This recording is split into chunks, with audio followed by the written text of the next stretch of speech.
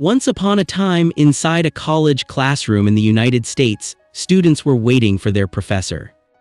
The professor walked in carrying a large empty glass jar. He placed it on the desk right in front of them. Without speaking, he pulled out a box of big rocks and began placing them into the jar.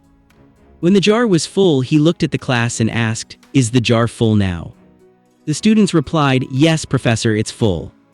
The professor then pulled out a box of small pebbles and poured them into the jar. He shook the jar lightly, and the pebbles filled the gaps. He asked again, "Is the jar full now?" The students laughed and said, "Yes, now it's completely full." The professor smiled, then pulled out a box of sand and poured it into the jar. The sand slipped between everything else, making the jar truly full. The students were amazed. Their jar looked more full than ever. The professor then spoke gently, "This jar represents your life. The big rocks are your most important things: family, health, passions, dreams.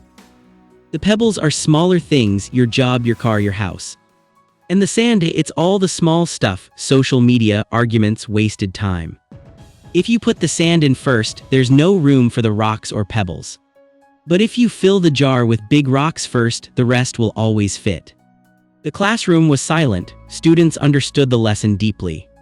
The professor ended with a smile, "Focus on the big rocks first, the rest is just sand."